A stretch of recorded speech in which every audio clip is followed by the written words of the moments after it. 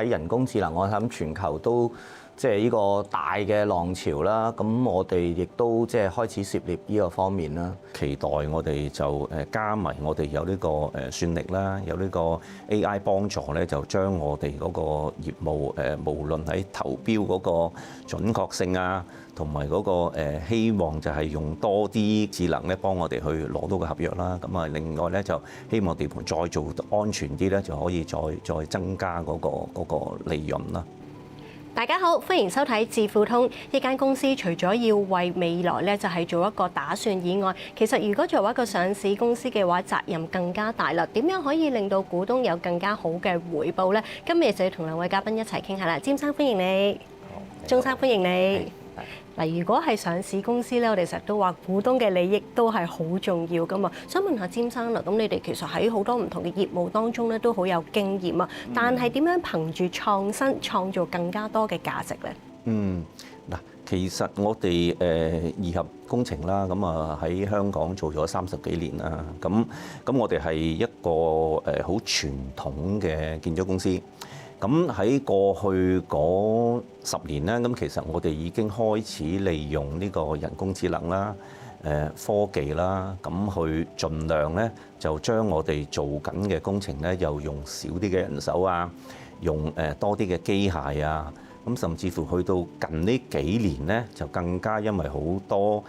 新嘅產品啦出咗嚟啦，咁我哋都好努力去嘗試啦。咁啊，盡量咧就希望用多啲嘅科技啊，去將我哋嗰個利潤啊去提升啦嚇。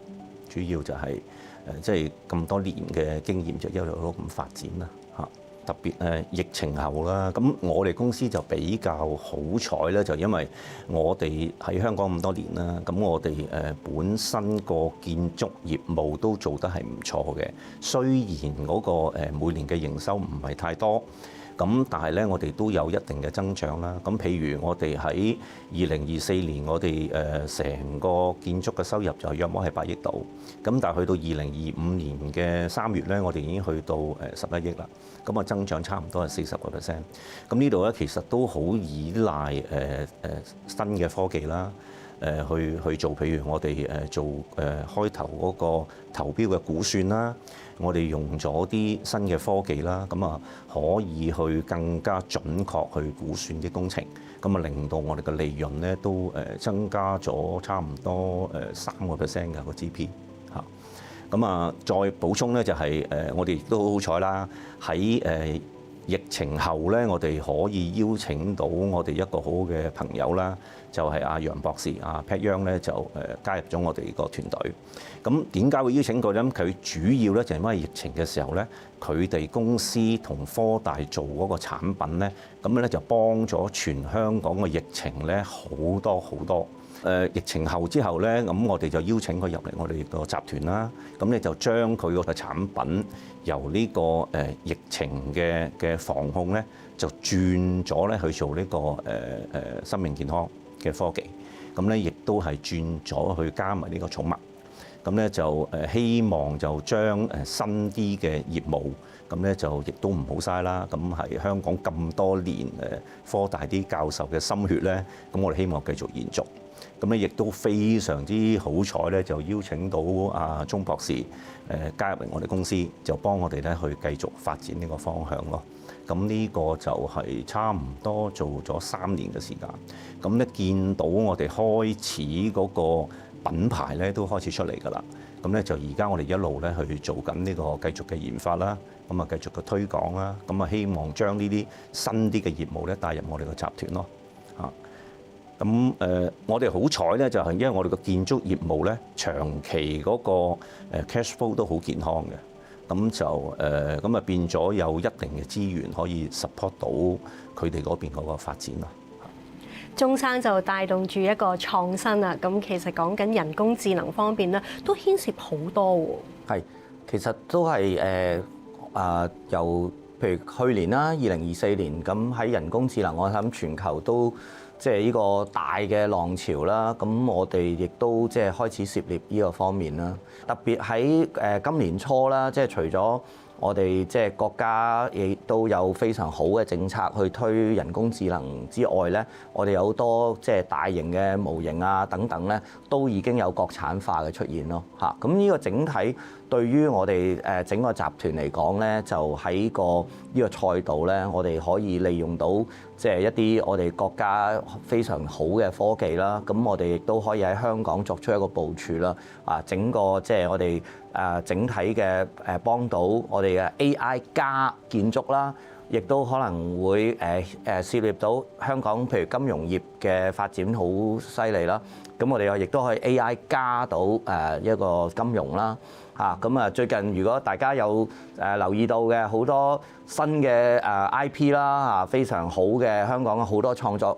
者啦，咁我哋亦都可以 AI 加一啲不同嘅創作，可以利用到呢啲咁嘅即係人工智能嘅科技咧，我哋減省到成本，亦都有提高個效益咯嚇。咁整體我哋同到即係二合即係利用到佢嘅建築呢個方面啦，亦都可以延伸到我哋即係各行各業。而家我哋利用到譬如通用大模型啦，其實一方面我哋係真係可以幫到我哋工作嘅流程啦。頭先阿詹生都講，譬如喺個譬如投標嘅估算啊。或者喺個成本個監控啊等等咧，呢方面已經係即係 AI 係即係幫助我哋好大咯。咁未來嘅譬如建築安全啦嚇，咁亦都喺整個譬如香港嚟緊我譬如北部都會區啊好多嘅發展，咁對於我哋嘅集團嘅未來嘅發展方向咧，我相信喺 AI 嘅幫助底下咧，一定係可以幫助好多嘅企業啦，唔單止我哋公司啦嚇，我好相信喺各行各業 AI 咧可以幫助我哋喺個整體嘅人手嘅調配啊，亦都可以令到整個行業嘅增值咯。你頭先提到嘅 AI 加概念喎，除咗話 AI 加你哋集團嘅核心就係建築以外，咁其實喺 IP 產業當中擔當嘅角色都好重要喎。咁其實係保護緊我哋中國文化啦，亦都係可以將就係中國文化用一個新嘅面貌呈現出嚟喎。係啊，其實即係而家我哋文體類啦，呢個係一個我哋中國嘅軟實力啦。咁喺我哋咁幾千年嘅中國文化以外咧，我好相信即係利用到 AI 咧，我哋可以生成到更多嘅 IP 出嚟嚇。咁呢方面咧，我哋即係唔單止有我哋最近中國好多嘅即係 animation 啊、動畫啊等等啦，我好相信亦都有好多嘅新嘅我哋傳統嘅古代嘅古典嘅一啲嘅文獻嘅 IP 咧。其實可以用一個 AI 去生成到出嚟咧，係可以展現到更多一啲新嘅面貌咯。詹生咁頭先都提過啦，咁其實就係可以用 AI 去幫你哋一啲嘅流程咁提升到個效率啦。結合埋你哋集團本身有咁多年嘅經驗，其實未來個發展方向會係點啊？嗱，其實我哋就非常之睇好而家政府呢一屆嘅政策啦。咁佢喺個施政報告咁，長官都話會加大呢個建築嘅力度啦，每年會出1200億啦。咁我哋喺呢個方面咧，我哋譬如特別係呢個北部都會區啦，嚟緊嘅新田嘅科技園啦，我哋都會參與呢個投標啦。咁咧亦都係用特別係而家我哋拼入咗Trio AI 啦。有鐘博士帶領之下咧，就用嗰邊個團隊咧去幫我哋加深。譬如喺投標嘅階段咧，我哋用多啲嘅 AI 去現場估算啦。而家佢哋嗰啲產品嘅 technology 都好犀利嘅，就係我哋譬如用無人機飛過去某個地盤咧，就已經喺度做晒你個 scanning 啊，知道下邊嘅地質環境啊，咁對我哋嗰個工程個估算咧非常之重要。咁變咗咧就希望可以減少啲個風險啦。咁可控之下咧就希望將個利潤會提升啦。咁呢個就係嚟緊，我都幾期待鐘博士嗰邊個團隊咧幫得到我呢啲咯嚇。咁另外咧就係而家佢哋都幫我哋 develop 緊嗰個地盤嘅 safety 成個 system 都成個喺度一路睇緊。咁咧就而家其實初步已經咧可以用到啲機械人啊、無人機咧，就監察成個地盤個安全環境啦。咁喺必要時咧就會提點翻我哋同事邊啲要注意啦。咁啊希望會做到每一個地盤都更加安全咯。咁安全之下，咁啊自然嗰個利潤就可以提升嚇。咁呢個都係我哋期望可以喺嚟緊呢1-2年做到嘅嘢咯。因應住就係新質生產力呢個國家嘅發展策略啦，想問下詹生同埋鐘生啦，未來集團啦，咁又會點樣去繼續發展你哋嘅業務咧？期待我哋就加埋我哋有呢個算力啦，有呢個 AI 幫助咧，就將我哋嗰個業務無論喺投標嗰個準確性啊，同埋嗰個希望就係用多啲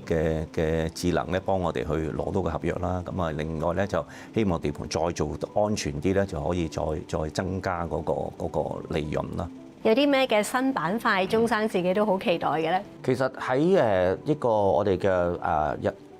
整個環境健康啦，對於我哋每人嘅即係生活都好重要。咁我哋睇緊整個環境啦，包括空氣啦，包括水質啦，係對我哋每個人嘅身體嘅非常重要嘅。咁我哋公司喺科研嗰方面咧，就會喺個賽道嘅發展咯。咁背後我哋都會用到人工智能去幫我哋開發啲新嘅產品，同埋做個生產嘅監控咯。喺利用我哋嘅產品喺保護我哋人體之外咧，我哋都即係整咗一條新嘅product line 啦。最近都係差唔多1年左右咧，我哋喺本地亦都即係個市場個認受性非常高啦，都攞咗好多獎項，都令到啲寵物健康啲，咁我哋人就會亦都開心啲咯。聽到兩位咧都提出咗有好多新元素、新業務、新領域啊，咁啊可以見到啦，就係未來方面股東嘅回報應該可以靠住我哋創新嘅動力去驅動啦。今日再一次多謝晒兩位嘅分享。好，多謝。